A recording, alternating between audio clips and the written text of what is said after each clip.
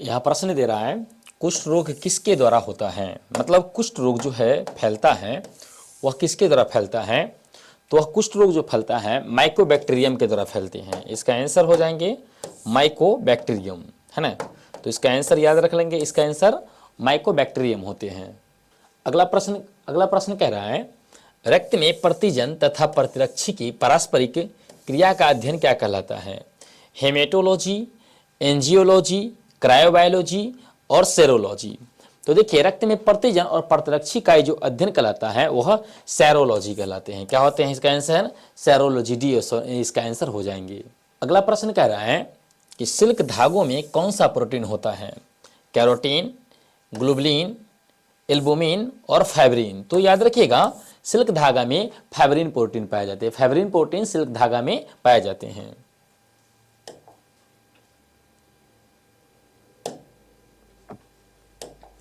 Next question कह रहा है कि ओपियम से प्राप्त मॉर्फिन है, मतलब वह मॉर्फिन कौन सा है जो ओपियम से प्राप्त होता है। टेनिन है, एल्कोलॉइड से है, पोम है, लैटेक्स है। तो हम आप जानते हैं जो ओपियम से प्राप्त होता है वह क्या होते हैं, लैटेक्स होते हैं। इसका आंसर डी हो जाएंगे, लैटेक्स। नेक्स्ट प्रश्न कर रहा है लाइसोजाइम उपस्थित होते हैं। देखिए लाइसोजाइम एक प्रकार का क्या होते हैं, एंजाइम होते हैं। वह कह रहा है गैस्ट्रिक एंजाइम में, पसीना में, आंसू में और लार में। तो देखिए इसका आंसर डबल डिप आ रहा है। इसका आंसर आंसू भी होता है, आंसू में भी लाइसोजाइम एंजाइम पाए जाते हैं और लार में भी। तो इसका आंसर ए आपका सी और डी दोनों हो जाएंगे, है ना। तो इसका आंसर आप आंसू भी मारेंगे और लार भी मारेंगे। यहां पर थोड़ा सा मिस्टेक है, इसको करेक्शन कर लेंगे। नेक्स्ट प्रश्न कर रहा है कि ब्राउन शुगर है। ब्राउन शुगर क्या है, पहला है डाई एसिटिक मॉर्फिल हाइड्रोक्लोराइड। तो इसका आंसर यही हो जाएगा, डाई एसिटिल मॉर्फिक हाइड्रोक्लोराइड ही क्या होता है, आपका ब्राउन शुगर होता है। नेक्स्ट प्रश्न कह रहा है कि कालाजार संचालित होता है, मतलब कालाजार जो है रोग कैसे फैलता है, किसके सहायता से।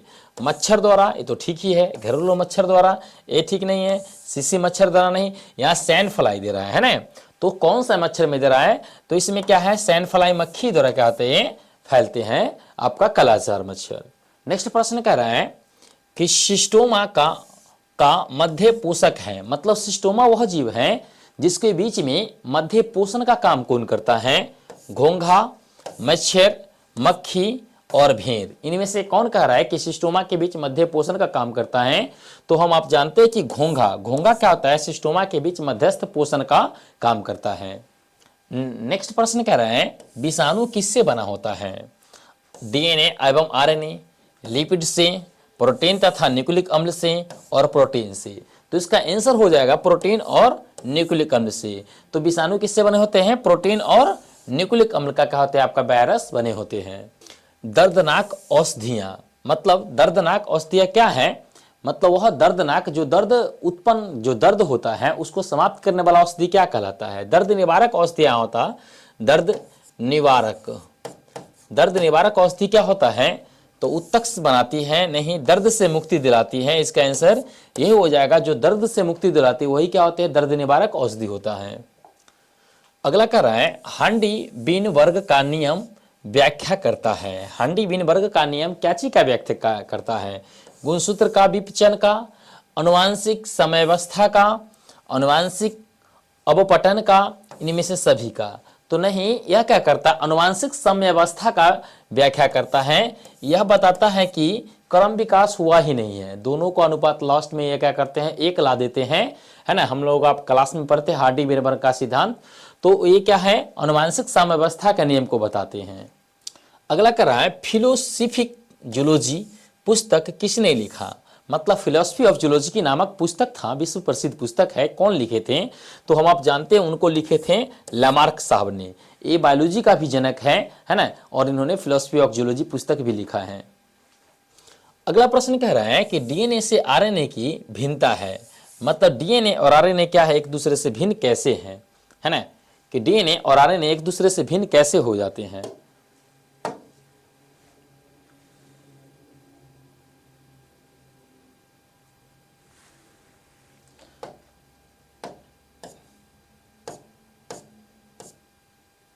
डीएनए और आरएनए एक दूसरे से भिन्न कैसे हो जाते हैं। तो वो होते हैं डिऑक्सीराइबोज के रहने के कारण। इसका आंसर क्या हो जाएंगे, सी हो जाएंगे। डिऑक्सीराइबोज रहने के कारण क्या होते हैं, भिन्न हो जाते हैं। अगला प्रश्न है, वाई गुणसूत्र पर स्थित जीन होता है, क्या होता है, लिंग सहलगन जीन, हेलोड्रिक जीन, ऑटोसोमल जीन और उत्परिवर्ती जीन। तो इसका आंसर हो जाते हैं ए, लिंग सहलगन जीन होते हैं। जो लिंग वाई गुणसूत्र पर पाए जाते हैं वो क्या होते हैं, लिंग सहलगन गुणसूत्र होते हैं।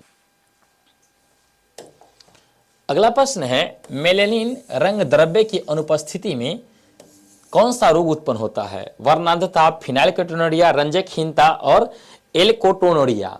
तो देखिए, अगर आप मेलानिन पिगमेंट नहीं है तो आपको में रंजकहीनता बीमारी उत्पन्न हो जाएगा। कहा जाएगा रंजकहीनता, मतलब कि आपको सफेद सफेद दाग टाइप का रोग होने लगेंगे।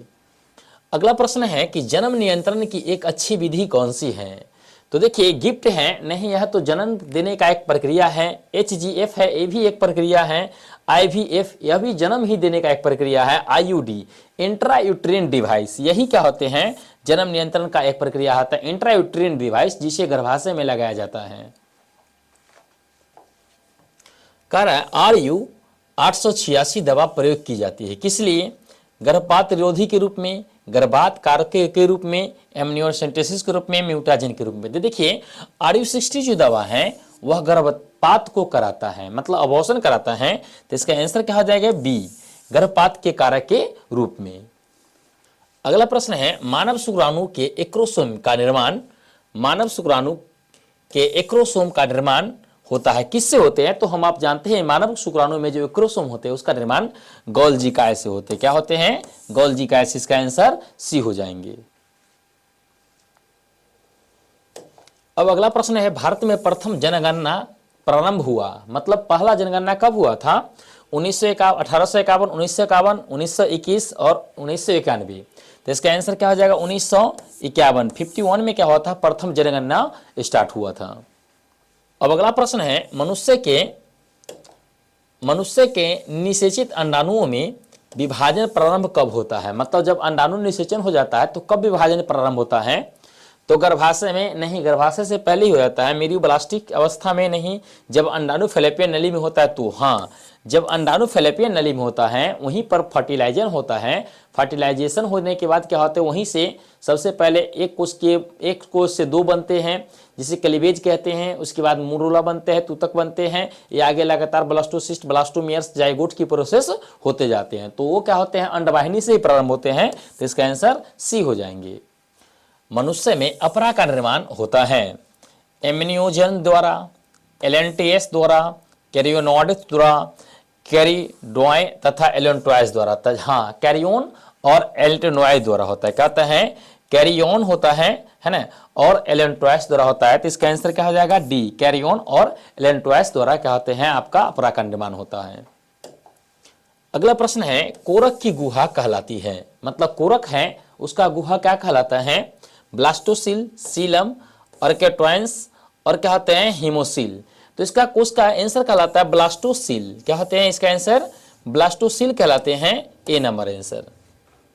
अगला प्रश्न है, प्रोजेस्टेरोन हार्मोन का स्राव कहां से होता है। तो हम आप जानते हैं प्रोजेस्टेरोन हार्मोन कॉर्पस लुटियम से निकलता है, जिसे पीत पिंडक कहते हैं। तो यहाँ कॉर्पस यूरेटस है, कॉर्पस लुटियम है। इसका आंसर क्या हो जाएगा, सी नंबर आंसर है ना। इसका आंसर सी नंबर हो जाएगा, कॉर्पस लुटियम इसका आंसर हो जाएगा। अगला प्रश्न है, फर्टिलाइजिंग प्रोटीन कहाँ पाया जाता है। तो हम आप जानते हैं कि फर्टिलाइजिंग प्रोटीन कहाँ पाए जाते हैं, जहां शुक्राणु पाया जाता है, मतलब शुक्राणु के सतह के बाहर होता है ना। तो यहाँ अंडाणु की सतह पर, शुक्राणु की सतह पर। इसका आंसर क्या हो जाएगा, सीधे बी हो जाएगा इसके आंसर, कि शुक्राणु की सतह पर क्या होते हैं, फर्टिलाइजिंग प्रोटीन पाए जाते हैं। अगला प्रश्न है कि शुक्राणु किसकी मदद से जोना पेलुसुदा को विभेदित करता है। तो शुक्राणु जो है एक्रोसोम के स्राव, ये एक्रोसोम के स्राव के द्वारा ही क्या करता है, जोना पेलुसुदा को तोड़ता है। उसमें हाइलुरिनिडेज प्लस क्या होते हैं, न्यूरोमेनिडेज नामक एंजाइम पाए जाते हैं, जो क्या करते हैं, जोना पेलुसुदा को तोड़ने का काम करते हैं। तो इसका आंसर क्या हो जाएंगे, ए हो जाएंगे इसका आंसर। अगला प्रश्न कह रहा है कि बीजांड विकसित होकर क्या बनाता है। बीजांड जो है विकसित हो जाता है तो क्या बनाता है। तो बीजांड विकसित होकर क्या होता है, बीज में बदलता है। क्या बनाता है बाबू, बीज। इसका आंसर क्या हो जाएंगे, सी। इसका आंसर हो जाएंगे बीज बनाता है। अगला प्रश्न है, बीजांड के वृंत को कहते हैं। फ्यूनिकल, कैरोनोस, यूरेलेसल्स, पेडिसिल्स। तो इसका कहलाता है फ्यूनिकल्स। बीजांड वृंत का वृत्त जो होता है वह कहलाता है फ्यूनिकल्स। इसका आंसर ए हो जाएंगे। नेक्स्ट प्रश्न कह रहा है अर्थोट्रॉम्पस बीजांड में बीजांड द्वारा तथा निभाग होता है। मतलब अर्थोट्रॉम्पस बीजांड में बीजांड द्वार और निभाग कहाँ होता है? बीजांड वृंत से तिरछे नहीं, बीजांड वृंत से 90 डिग्री पर, ये भी नहीं है। बीजांड वृंत से बिल्कुल सीधा रेखा में, हाँ यही होता है। बीजांड वृंत से बिल्कुल सीधा रेखा में क्या होते हैं? बीजांड द्वार और बीजांड सर क्या होते हैं? पाए जाते हैं। तो इसका आंसर क्या हो जाएंगे? सी इसका आंसर हो जाएंगे। अगला प्रश्न है अलग अलग समय पर नर तथा मादा जननांगों की परिपक्वता कहलाता है। हर्कोगोमी, डाइकोगोमी, पेलेनोगोमी, एपोनोगोमी। तो इसका आंसर हो जाते हैं ये क्या होते हैं? डाइकोगोमी। क्या होते हैं इसका आंसर? डाइकोगोमी क्या हो जाते हैं? अलग अलग समय पर मेल एंड फीमेल गैमेट्स क्या होते हैं? मैच्योर होते हैं। तो इसका आंसर क्या हो जाएंगे? डाइकोगोमी। अगला क्वेश्चन है कि भ्रूण कोश की सेंट्रल कोशिका है। भ्रूण कोश का जो है सेंट्रल कोशिका क्या होता है? प्रारंभिक केंद्रक होता है, द्वितीय केंद्रक होता है, सहायक केंद्रक होता है, ए और बी दोनों होता है। तो नहीं, इसका क्या होता है? द्वितीय केंद्रक होते हैं। इसका क्या होते हैं? द्वितीय केंद्रक जो क्या करते हैं? न्यू ए फर्टिलाइजेशन करके क्या करते हैं? भ्रूण पोष का निर्माण करते हैं, है ना। अगला प्रश्न कह रहा है कि प्रागभित्ति होता है। क्या होता है? एक स्तरीय, द्विस्तरीय, त्रिस्तरीय, कई स्तरीय। तो इसका होता है द्विस्तरीय। प्रागभित्ति क्या होता है? द्विस्तरीय। बाहरी भित्ति इसका क्या होता है? एक्साइन होता है। आंतरिक भित्ति एनाइन होता है जो स्पोरोपोलोनिन और पैक्टोसेलुलोज का बना होता है। अगला प्रश्न कह रहा है भ्रूणपोष वाले जीव को क्या कहा जाता है? भ्रूणपोष वाले जो है बीज को क्या कहा जाता है? यहाँ पर होता है आपका बीज। बीज को क्या कहा जाता है? एपोकार्पिक, बहुभ्रूणता, एंडोवार्षिक, एंडोस्पर्मिक। तो इसका क्या होता है आंसर? एंडोस्पर्मिक होता है ना। तो भ्रूणपोष वाले बीज क्या कहलाते हैं? एंडोस्पर्मिक होते हैं। इसका आंसर डी हो जाएंगे। अब कह रहा है भूमि फलनी फल है। भूमि फलनी फल कहने का मतलब कि जो भूमि में फलता है। तो ऐसा फल मूंगफली होता है। मूंगफली फल क्या होता है? भूमि में फलता है। अब कहिएगा सर आलू और प्याज भी तो है। तो नहीं, ये फल नहीं है, ये तना है। आलू भी तना है, प्याज भी तना है और अदरक भी तना है, जबकि मूंगफली क्या है? आपका फल है ना। इसका आंसर बी हो जाएंगे। अब कह रहा है इमैस्कुलेशन किससे संबंधित है? बड़े पैमाने पर चस से, कोलोनल से, संकरण से और शुद्धता से, है ना। तो ये होता है इमैस्कुलेशन संकरण से, क्रॉसिंग से क्या होता है? यह संबंधित होता है इमैस्कुलेशन। इसका आंसर सी हो जाएंगे। अगला प्रश्न कह रहा है कि इनमें से कौन सा युग्मक से संयोजन कर भ्रूणपोष बनाता है? तो हम लोग कुछ देर पहले चर्चा किए हैं कि द्वितीय केंद्रक। तो अनिषेचित अंडा नहीं, सहायक कोशिका, एंटीपोडल सेल, द्वितीय केंद्रक। तो क्या होते हैं? द्वितीय केंद्रक जो होते हैं केंद्रीय कोशिका में पाए जाते हैं। यही आपस में दोहरा निषेचन करके क्या होते हैं? क्रॉस करते हैं और भ्रूणपोष बनाते हैं। क्या करते हैं? भ्रूणपोष। ध्यान दीजिएगा अनावृत बीजी में एन भ्रूणपोष बनते हैं, जबकि आवृत बीजी में 3n क्या होते हैं? भ्रूणपोष बनने का काम किया जाता है ना। तो इसका आंसर डी हो जाएंगे। प्रश्न है कि कोनिडिया का निर्माण किस में होता है? तो हम आप जानते हैं सीधे सीधे कोनिडिया का निर्माण किस में होते हैं? पेनिसिलियम में होता है। किस में होते हैं? पेनिसिलियम में कोनिडिया का निर्माण होते हैं। अगला प्रश्न कह रहा है कि युग्मक का स्थानांतरण किसकी सहायता से हो सकता है? तो जल के द्वारा होता ही है, वायु के द्वारा भी होता है, हवा के द्वारा भी होता है, मतलब इनमें से सभी के द्वारा होता है।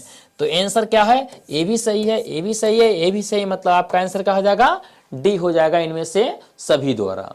अगला प्रश्न कह रहा है सल्क कंद का उदाहरण है। सल्क कंद जो सल्क के रूप में पाए जाते हैं। अदरक नहीं होते, दूब घास नहीं होते, प्याज, यस प्याज ही क्या होते हैं? सल्क के रूप में पाए जाते हैं, है ना। और सल्क के अंतर्गत आते हैं, इसे वाल्व भी कहते हैं। इसका आंसर सी हो जाएंगे। और फिर से कुछ समय पहले बताए थे भ्रूणपोष में कितने क्रोमोसोम होते हैं? तो देखिए n है, 2n है, 3n है। ध्यान दीजिएगा हालांकि भ्रूणपोष पूछे तो सीधे सीधे आंसर मारना होता है 3n, लेकिन ये क्या होते हैं? ये आपको आवृत्त बीजी के लिए होते हैं। किसके लिए होते हैं? आवृत्त बीजी भ्रूणपोष के लिए होते हैं। लेकिन अगर कह दे अनावृत्त बीजी तो इसके लिए क्या मारना होगा? n। लेकिन यहां पर इसके अनुसार क्या मारना है? आंसर सी हो जाएगा आपका 3n। क्या 3n कहने का मतलब त्रिगुणित होता है। क्या होते हैं? 3n कहने का मतलब त्रिगुणित होता है, ठीक है ना। अब है आइए अब देखते हैं 124 शुक्राणु के निर्माण की में कितने अर्धसूत्री विभाजन होंगे? तो देखिए एक शुक्राणु जब बनता है, एक बार विभाजन होता है तो 4 शुक्राणु बनते हैं। क्या बनते हैं? एक बार जब अर्धसूत्री होते हैं तो 4 क्या होते हैं? शुक्राणु बनते हैं। तो यहां पर कह रहा है 124, तो इसे अगर 4 से भाग दे दिया जाए, 124 को क्या करें? 4 से भाग दिया जाए तो क्या हो जाएगा? 3 चौके 12 और 1 मर्तबे मतलब 31। कहां पर 31 सर? आपका बी हो गया है ना। एक क्यों निकल गया बी? क्योंकि आप जानते हैं कि एक बार जब अर्धसूत्री हुआ था विभाजन तो 2 बने थे इधर, और फिर से इसमें दोनों विभाजन के फलस्वरूप समसूत्री विभाजन हुआ था, और क्या होते? 4 हमारा स्पर्म एक बार में क्या हुए थे? 4 स्पर्म तैयार हुए थे। इसीलिए 124 है तो इसे क्या करेंगे? 4 से विभाजन करेंगे तो कितना हो जाएगा हमारा? 31।